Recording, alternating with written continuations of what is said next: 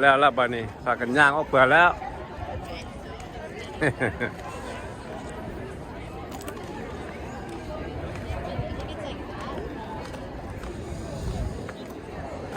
บัดนี้ก็สิไปหาเลาะกินข้าวก่อนบัดนี้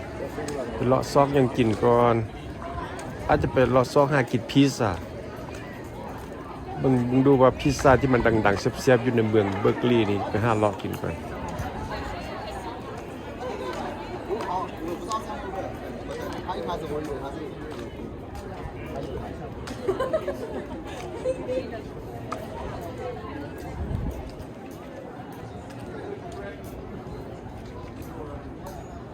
ดู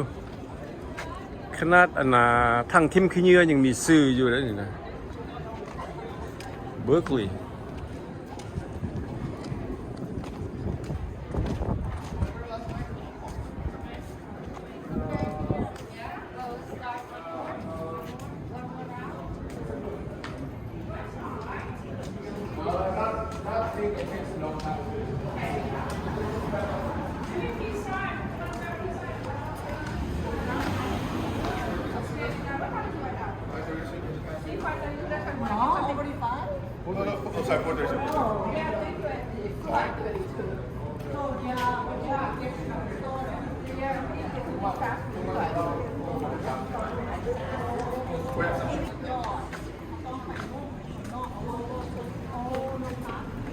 I have a guy uploading all the videos. I've got a full Panda Express.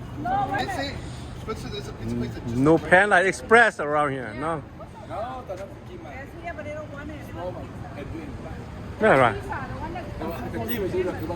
Oh, which way is closed? Yeah. นี่ก็เป็นดาวทาวน์ของเบอร์กลีย์เมืองเบอร์กลีย์ University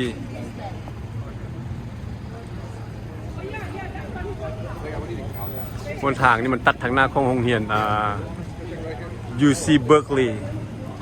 University California Berkeley เป็นทางตัดทางหน้าเลยตอนนี้ขึ้นไปเทิงมันแต่ว่าเบิ่งซ้ายมือนี่จะเป็นแคมปัสโรงเรียนใหญ่กว้างยาวไปได้นายพุ่นแล้วเบิ่งแม่ช่วงรถติดนี่นะ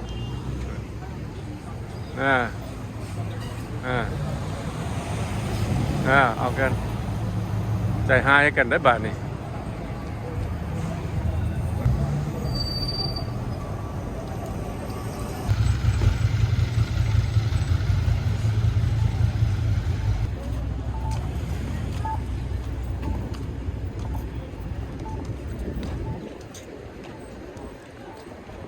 แล้วก็ออกไปเลาะกินข้าวกันบัดนี้เรากินข้าวเราก็ไปไผ่ไปมันแล้วบัดนี้พว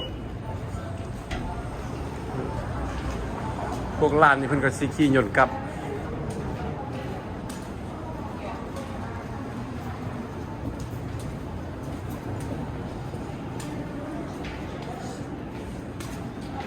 พวกเขาก็ต้องได้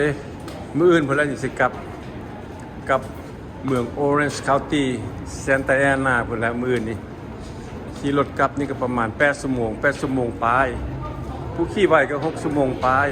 7ชั่วโมงแต่ว่าค่อยขับค่อยไปค่อยมาสิครับ8ชั่วโมงปลายจากเมือง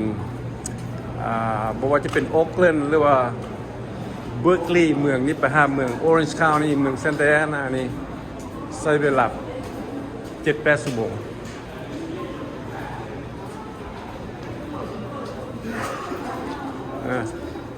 มาทางไหนมาเลาะซอกกินอาหารก่อนกินข้าวกินน้ำแล้วก็จากศิลากันไปแล้วบ้านนี้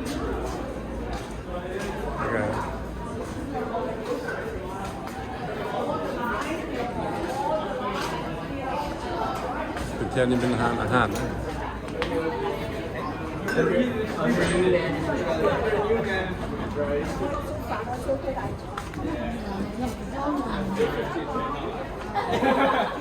It was fun. It always has its moments, you know. The day of graduation, I don't know, so this tradition. You got to go to Kinsella at 5. โอ้ซื้ออาหารนี่ก็ได้เหรียญคิวตัวนั้น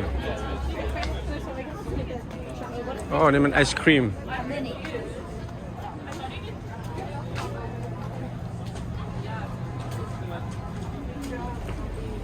Oh, just walking around the town, looking for the restaurant, looking for food. มึงดูบางใดมันเป็นอาหารที่ผู้คนอยากกินนี่นะเวลาพวกหน้านำทางอยู่พุ่นผู้คนอันซอกอาหารน่ะโอ้ยพวกหน้านำทางผู้คนซอกอาหารน่ะ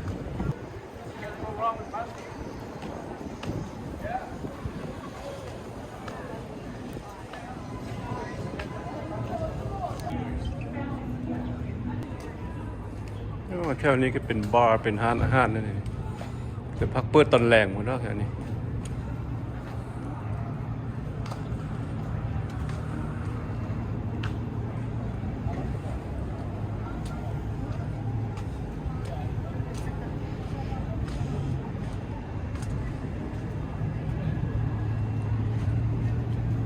จะพูดกับแม่นแต่ร้านอาหารแต่เป็นอาหารเป็นแบบพวก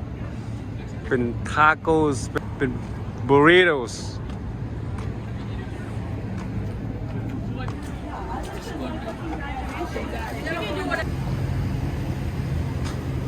Oh, ผู้นี้สูงแท้สูงว่ะ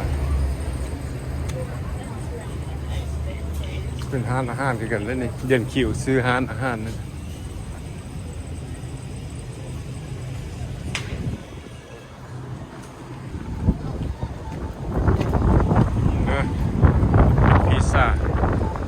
มากินพิซซ่าว่ะ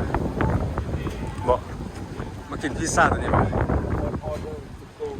Order to go ร้านพิซซ่า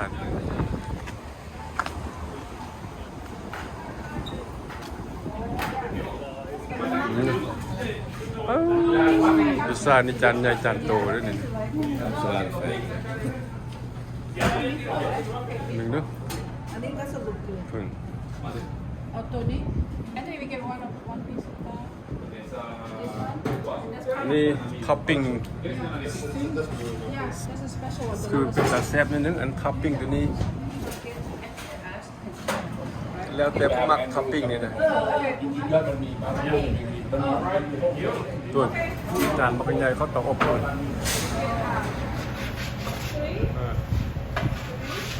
ทดสอบพิซซ่าอันนี้เป็นเรื่อง Three sides of your artichoke. One slice of your margarita. One margarita, Yeah. And also one meatball and prune. meatball and pepperoni. Okay, 3 artichoke, margarita, pepperoni, meatball. Gonna be 6 slices, right? Five slices, right? These are 3 artichoke. Three, one, and one. 6. No pepperoni. Just Ah, okay. pepperoni and meatball. The one over here. Yeah, got it. Oh, sorry. Meatball parmesan. Sorry, I thought I said pepperoni. I apologize. That's fine, yeah. This is okay, don't worry. 5 slices, right? Yes, sir. Okay, you want to go what? So you have ready to eat that, right? yeah Two go after the now. Okay, don't worry. You need the meatball and 2 water. You guys want water? Yeah, and then one water. Give me one more How water. many waters do we need? how many spoons โอ้ยโอเดอร์พิซซ่าตัวนี้นี่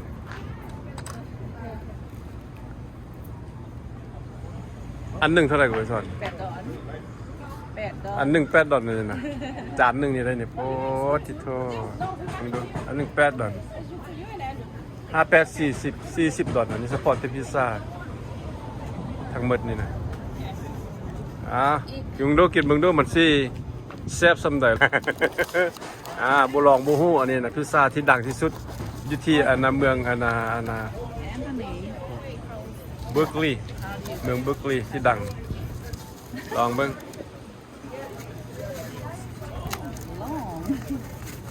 แซ่บมึงดู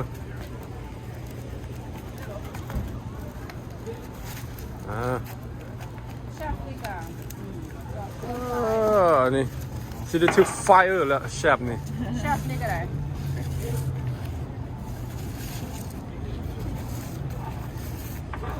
ลองกินมึงดูบาดนี่ กินแม่ สิแซ่บซำใด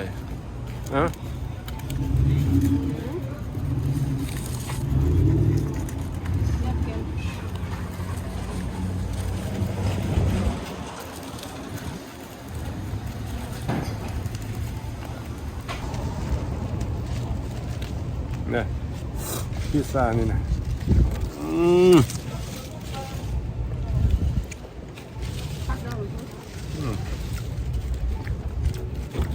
เฮ้ย I think our Chinese just got one. They know how Yeah, big it's you can eat all, Anthony. The wolf Crispy. one, we're just gonna keep it. แข็งเลยกรอบอยู่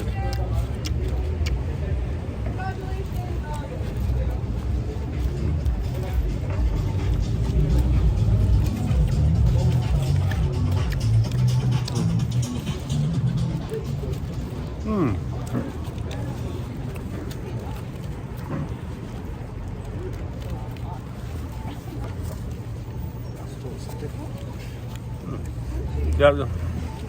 Okay, good.